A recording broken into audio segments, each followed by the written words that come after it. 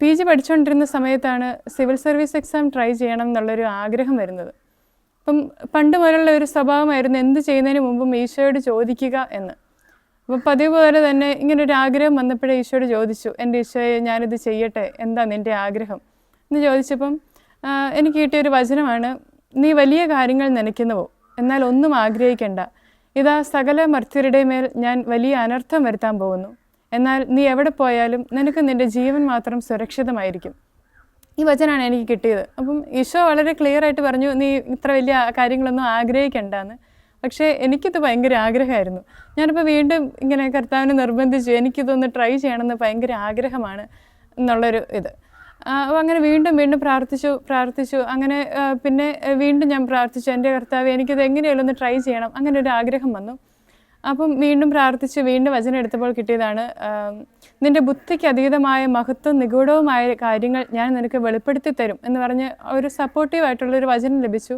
അപ്പം ഈശോ സപ്പോർട്ട് ചെയ്യും എന്നുള്ളൊരു വിശ്വാസത്തിൽ അങ്ങനെ ട്രിവാൻഡ്രത്താണ് സിവിൽ സർവീസ് എക്സാം ട്രൈ ചെയ്യാൻ ആ എക്സാമിന് പ്രിപ്പയർ ചെയ്യാൻ വേണ്ടി പോകുന്നത്. ട്രിവാൻഡ്രത്തെ എൻ്റെ ലൈഫാണ് ജീവിതത്തിലെ ടേണിംഗ് പോയിൻ്റ് എന്ന് പറയാം. കാരണം ട്രിവാൻഡ്രത്ത് ഞാൻ നിന്നത് CMC ചങ്ങനാശ്ശേരി പ്രൊവിൻസിലെ സിസ്റ്റേഴ്സ് നടത്തുന്ന ഒരു ഹോസ്റ്റലിലാണ്.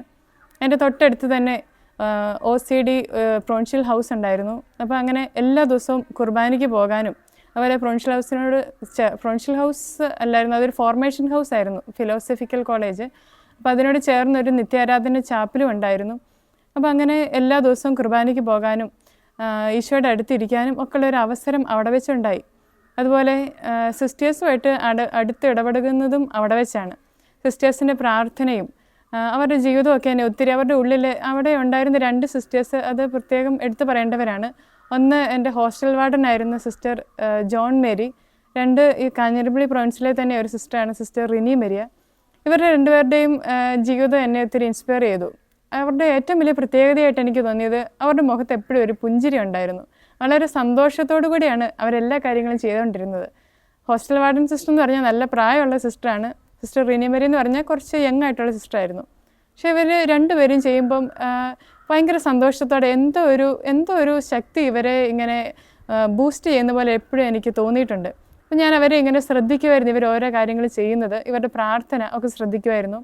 പിന്നെ അവിടെ വെച്ച് ഈ വാർഡൻ സിസ്റ്റർ ഈ ഹോസ്റ്റലിലെ എല്ലാ പ്രെയറിനും ലീഡറായിട്ട് എന്നെയാണ് ഇങ്ങനെ സെലക്ട് ചെയ്തത്.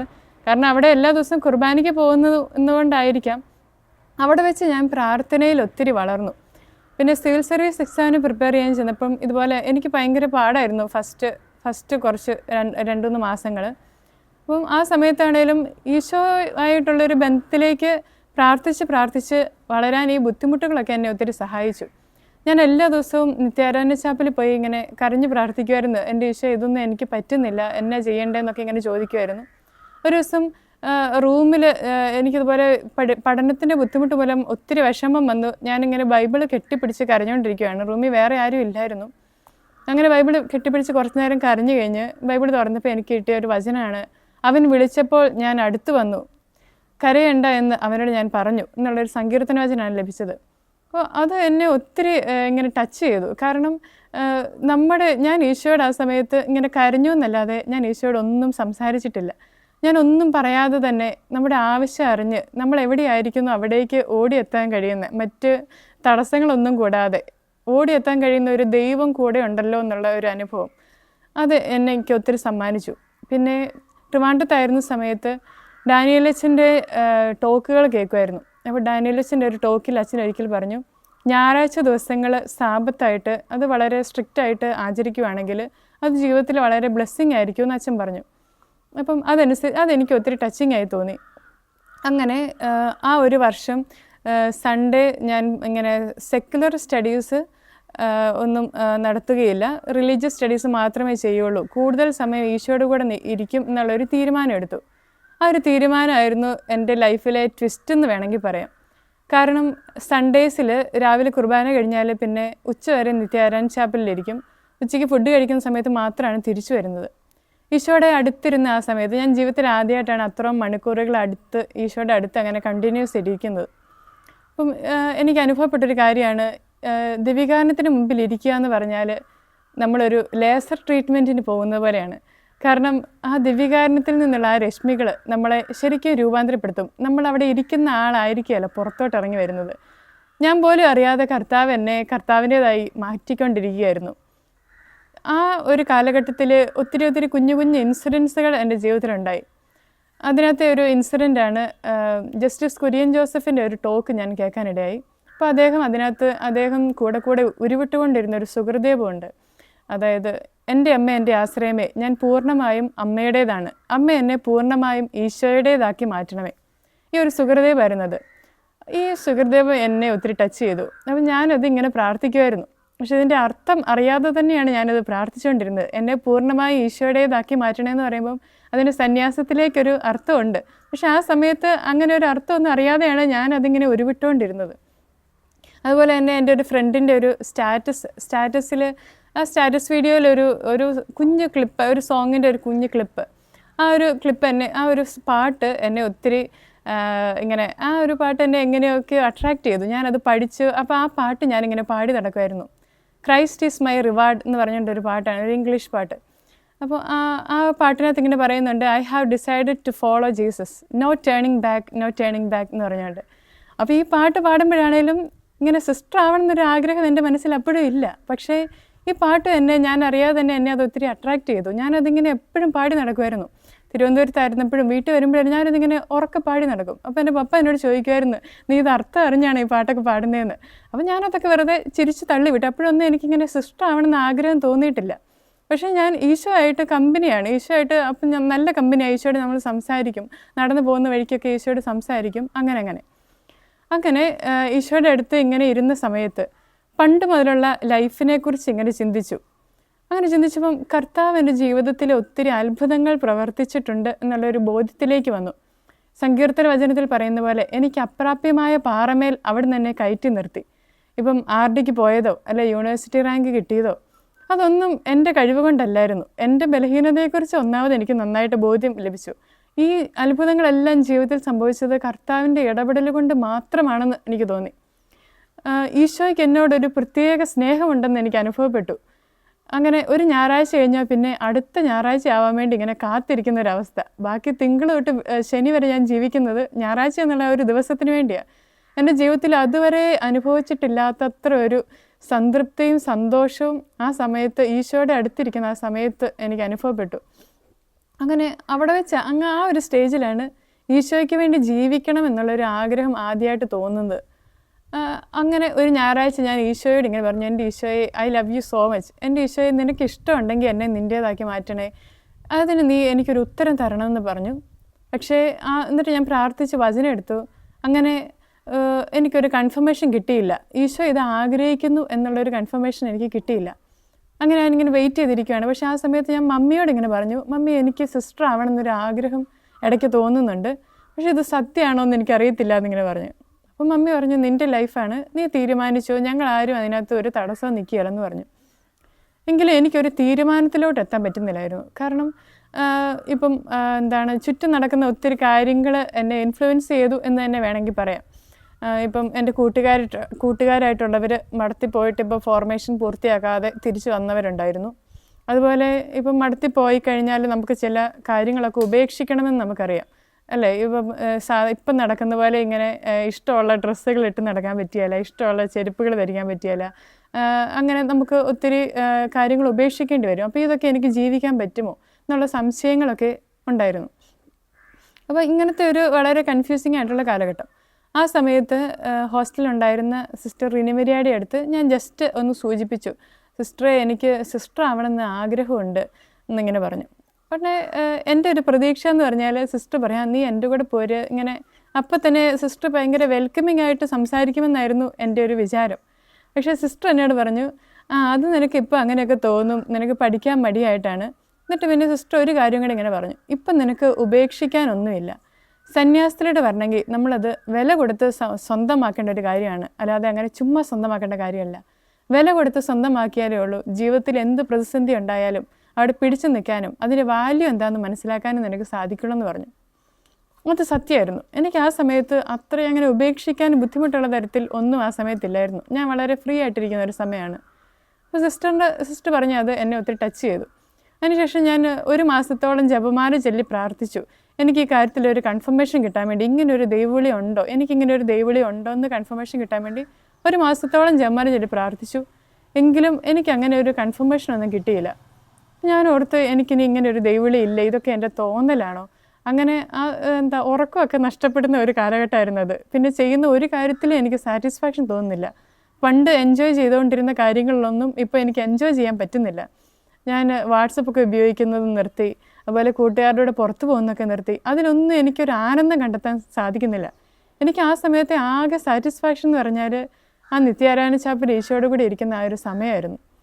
അങ്ങനെ ഞാൻ വളരെ കൺഫ്യൂസിങ് ആയിട്ട് ഇങ്ങനെ ഇരിക്കുമ്പം മമ്മി എന്നോട് പറഞ്ഞു, നിനക്ക് അങ്ങനെ ഒരു തീരുമാനം എടുക്കാൻ പറ്റുന്നില്ലെങ്കിൽ നീ ഒരു അട്ടപ്പാടിയിലൊരു 1 ഡേ കൺവെൻഷന് ചെല്ല്, അവിടെ ചെന്ന് നീ പ്രാർത്ഥിക്ക് എന്നൊക്കെ പറഞ്ഞ് അങ്ങനെ എന്നെ അങ്ങോട്ട് വിട്ടു.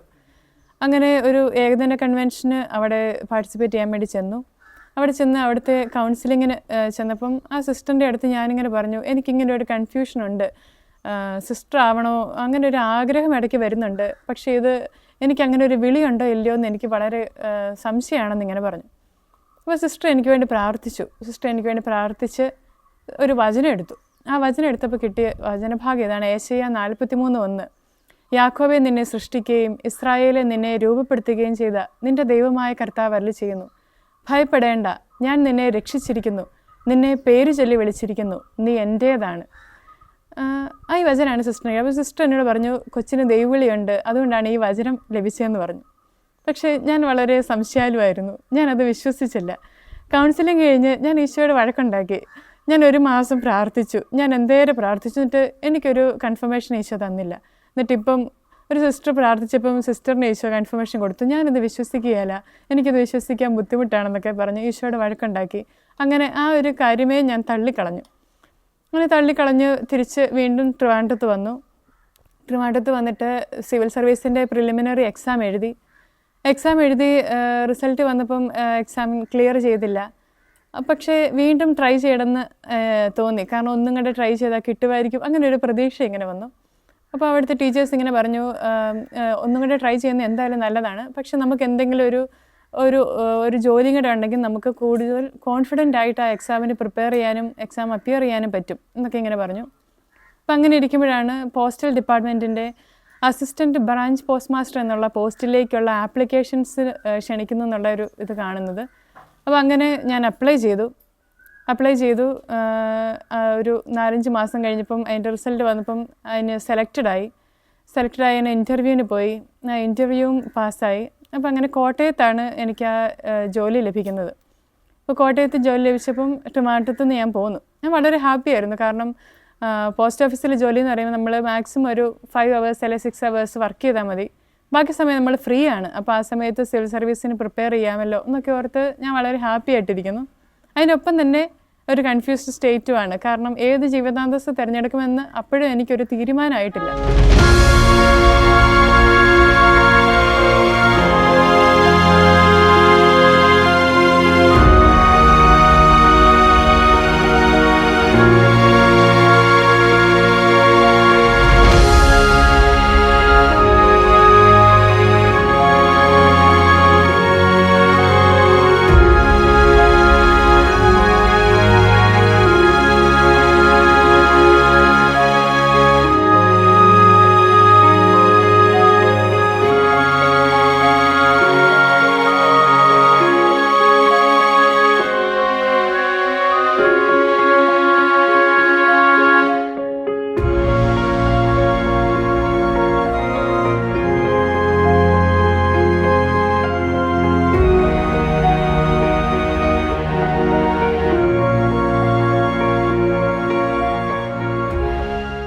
ജോലി ലഭിച്ചു. അതിൻ്റെ ട്രെയിനിങ്ങിന് ശേഷം ജോലിക്ക് ജോയിൻ ചെയ്യേണ്ടതിൻ്റെ തലേ ദിവസം വൈകിട്ട് പപ്പായുടെ ഒരു പെങ്ങൾ സിസ്റ്റർ ആൻറ്റി എന്നെ വിളിച്ച് എന്നോട് ചോദിച്ചു, നിനക്ക് മടത്തി ചേരണമെന്ന് വല്ല ആഗ്രഹമുണ്ടോ എന്ന്.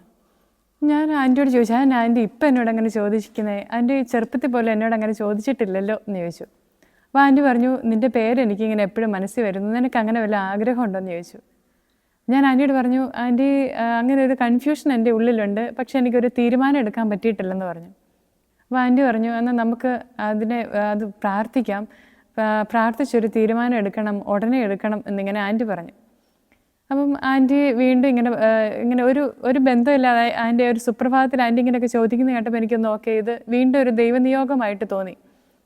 ആ സമയത്ത് ആൻറ്റിയുടെ കോൾ അറ്റൻഡ് ചെയ്തതിന് ശേഷം ഉടനെ തന്നെ ഒരു ജപമാല ചൊല്ലി വീട്ടിലെ വചനപ്പെട്ടിയിൽ നിന്ന് ഞാനൊരു വചനം എടുത്തു. അപ്പോൾ വചനം എടുക്കുന്നതിന് മുമ്പ് ഞാൻ ഈശോയോട് ഇങ്ങനെ പറഞ്ഞു, ഈശോയെ അന്ന് കൗൺസിലിങ്ങിന് പോയപ്പം കിട്ടിയ ആ വചനം ഏശയ്യാ 43:1 3 തവണ എനിക്ക് കിട്ടുവാണെങ്കിൽ ഈശോ എന്നെ വിളിക്കുന്നുവെന്ന് ഞാൻ ഉറപ്പിക്കാമെന്ന് പറഞ്ഞു. അപ്പം ഇങ്ങനെയൊക്കെ പറഞ്ഞിട്ടാണ് വചനം എടുക്കുന്നത്. വചനം എടുത്തപ്പോൾ ആ സെയിം വചനം തന്നെയാണ് എനിക്ക് കിട്ടിയത്. ആ വചനം കിട്ടിയപ്പം സത്യം പറഞ്ഞാൽ ഞാൻ വിറച്ചു പോയി. കാരണം ഇനിയിപ്പം എന്ത് ചെയ്യണം എന്നുള്ളൊരു കൺഫ്യൂഷനായി. നാളെ ജോലിക്ക് ജോയിൻ ചെയ്യണം, ഇനിയിപ്പോൾ ജോലിക്ക് പോകാതിരിക്കാൻ പറ്റുമോ, എന്ത് ചെയ്യണം എന്നുള്ളത് ഭയങ്കര ഒരു കൺഫ്യൂഷൻ.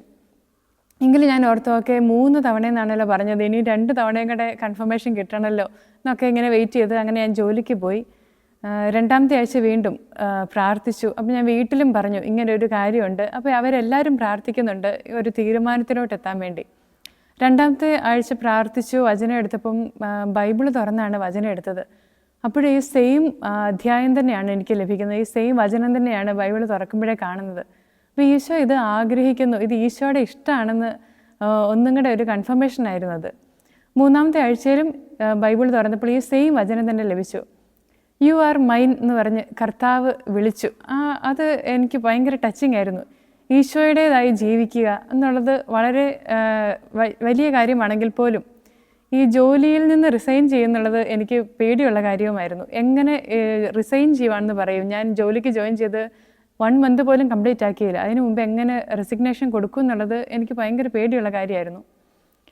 അങ്ങനെ ഈശോയോട് വീണ്ടും ഇങ്ങനെ അടയാളം ചോദിച്ച് പ്രാർത്ഥിച്ച് കാത്തിരുന്നു. അപ്പോൾ കർത്താവ് വീണ്ടും ഒരു കൺഫർമേഷൻ തന്ന് അങ്ങനെ ഇതുതന്നെയാണ് കർത്താവിൻ്റെ ആഗ്രഹമെന്ന് അവിടുന്ന് ഉറപ്പിച്ച് പറഞ്ഞു. അപ്പോൾ അങ്ങനെ മമ്മിയെയും കൂട്ടിപ്പോയി റിസൈൻ ചെയ്തു. അത് കഴിഞ്ഞായിരുന്നു കൂടുതൽ രസകരമായ സംഭവങ്ങളൊക്കെ ഉണ്ടായത്. ഇപ്പം അത് ചിന്തിക്കുമ്പോൾ രസകരമാണെങ്കിൽ പോലും, കാരണം ഇത് അറിഞ്ഞവർക്കെല്ലാം ഇത് വളരെ അത്ഭുതകരമായിരുന്നു. എല്ലാവരും ചോദിച്ചു, ഇപ്പോൾ ആൻറ്റിമാരൊക്കെ ചോദിച്ചു, നിനക്ക് മടത്തി പോകണമെന്നുണ്ടായിരുന്നെങ്കിൽ എനിക്ക് പിന്നെ 10ാം ക്ലാസ് കഴിഞ്ഞപ്പോഴേ പോകാമായിരുന്നല്ലോ, എന്തിനാണ് ഇപ്പോൾ പോകുന്നത്. അതുപോലെ കുറേ പേര് പപ്പയും മമ്മീനെയും കുറ്റം പറഞ്ഞു. ഇപ്പോഴത്തെ കാലഘട്ടത്തിൽ ആരെങ്കിലും പിള്ളേരെ മടത്തി വിടുമോ. പിന്നെ ഞാനിപ്പോഴും ഓർക്കുന്നത് ഞങ്ങളുടെ അടുത്തുള്ളൊരു ചേച്ചി ഹൈന്ദവ ചേച്ചിയാണ്. ചേച്ചി എന്നോട് ചോദിക്കുകയാണ്, ഇപ്പം മടത്തി പോകുന്നതൊക്കെ സേഫാണോ, സിസ്റ്റേഴ്സൊക്കെ ഇപ്പോൾ സേഫാണോ അകത്ത്. കാരണം അത്തരത്തിലുള്ള വാർത്തകളൊക്കെയാണ് ആ സമയത്ത് നമുക്ക് അവൈലബിൾ ആയിട്ടുണ്ടായിരുന്നത്. അതുകൊണ്ടാണ് എല്ലാവരും അങ്ങനെയൊക്കെ ചോദിച്ചത്.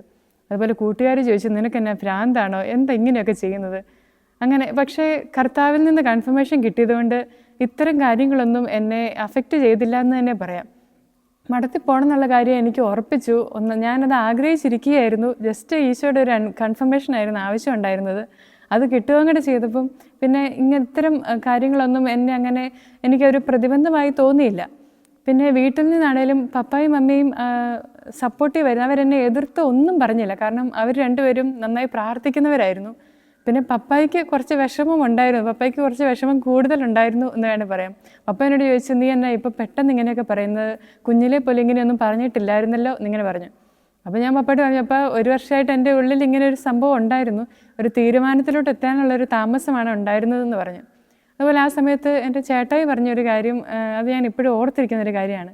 ചേട്ടാ എന്നോട് ചോദിച്ചു, നീ എന്തുകൊണ്ടാണ് ഇങ്ങനെ ഒരു സിസ്റ്റർ ആവാൻ ആഗ്രഹിക്കുന്നുള്ളത്, അതിൻ്റെ റീസണുകൾ നീ ഒരു പേപ്പറിൽ എഴുതി തരാൻ പറഞ്ഞു. ഞാനിപ്പോൾ കുറേ റീസൺസ് ഇങ്ങനെ ലിസ്റ്റ് ഔട്ട് ചെയ്തു. അതിൽ നിന്ന് ചേട്ടായി ആ വ്രതം ചെയ്യിക്കുന്ന അനുസരണം, ബ്രഹ്മചര്യം, ദാരിദ്ര്യം എന്നുള്ള 3 കാര്യവും ചേട്ടായി ഇങ്ങനെ റൗണ്ട് ചെയ്തിട്ട് പറഞ്ഞു, ഇത് ഭയങ്കര പവർഫുള്ളാണ്, ഇത് നിനക്ക് ജീവിക്കാൻ പറ്റുമെന്നുണ്ടെങ്കിൽ നീ പൊക്കൂ. പിന്നെ ചേട്ടാ അതിന് ശേഷം ഒരു ഡയലോഗും കൂടെ പറഞ്ഞു, അതായത് മടത്തി പോകുന്നതൊക്കെ കൊള്ളാം, പക്ഷേ വിശുദ്ധയാകാന്നുണ്ടെങ്കിൽ പോയാൽ മതി എന്ന് പറഞ്ഞു. ചേട്ടായി അത് പറയുമെന്ന് ഞാൻ ഒട്ടും പ്രതീക്ഷിച്ചില്ല. കാരണം ഞാനും ചേട്ടായും തമ്മിൽ ജസ്റ്റ് 1.5 വയസ്സിൻ്റെ വ്യത്യാസമേ ഉള്ളൂ. ചേട്ടായി അത് പറഞ്ഞപ്പം അത് ചേട്ടായി പറഞ്ഞായിട്ടല്ല, അത് കർത്താവിൻ്റെ ഒരു ആഗ്രഹമായിട്ട് തന്നെയാണ് എനിക്ക് തോന്നിയത്. അങ്ങനെ സന്യാസത്തിലേക്ക് വന്നു. അതിനുശേഷം ഏത് കോൺഗ്രിഗേഷനിൽ പോകണം എന്നായിരുന്നു എൻ്റെ അടുത്ത കൺഫ്യൂഷൻ, എവിടെ പോകണം. നേരത്തെ സൂചിപ്പിച്ച സിസ്റ്റർ റിനി മരിയയുടെ കൂടെ ഒരു ദിവസം ഞാനിങ്ങനെ ഒരു യാത്രയ്ക്ക് പോയപ്പം കർമ്മല മാതാവിൻ്റെ രൂപം കണ്ടപ്പം സിസ്റ്റർ ഉടനെ പറഞ്ഞു, മാതാവ് ഇട്ടേക്കുന്ന ആ ഉടുപ്പാണ് ഞാൻ ഇട്ടേക്കുന്നതെന്ന്. അത് ഈ ഉടുപ്പിനെ സ്നേഹിക്കാനും ഈ സഭയെ സ്നേഹിക്കാനും അതെനിക്കൊരു കാരണമായി. മാതാവിൻ്റെ ഉടുപ്പ് തന്നെ ധരിക്കുക എന്നുള്ളത് പറയും. അപ്പം അങ്ങനെ CMC ചേർന്നൊരു ആഗ്രഹം എനിക്കുണ്ടായിരുന്നു. പക്ഷേ എങ്കിലും ഈശോയുടെ ഇഷ്ടം എന്താണെന്ന് അറിയണമല്ലോ. അപ്പോൾ അത് എങ്ങനെ അറിയാം എന്നുള്ളൊരു ഇതിനായി ഞാൻ കുറിയിടുക എന്നുള്ളൊരു തീരുമാനത്തിലേക്ക് വന്നത് ഇതുപോലെ തന്നെ എസ് ലോഡ് എന്നുള്ള ഈ എപ്പിസോഡ് കണ്ടതിലൂടെയാണ്. അത് കണ്ടപ്പോൾ ഒരച്ഛൻ തൻ്റെ കോൺഗ്രിഗേഷൻ തിരഞ്ഞെടുത്തത് കുറിയിട്ട് തീരുമാനിച്ചാണെന്ന് കണ്ടു. അപ്പോൾ അതനുസരിച്ച് ഞാനും ഇതുപോലെ CMC അതുപോലെ മറ്റ് 2-3 കോൺഗ്രിഗേഷനും കൂടെ കുറി എഴുതിയിട്ട് പ്രാർത്ഥിച്ച് കുറിയിട്ടപ്പോൾ CMC എന്നുള്ളതാണ് കിട്ടിയത്. അങ്ങനെ ഞാൻ CMCയിൽ വന്നു.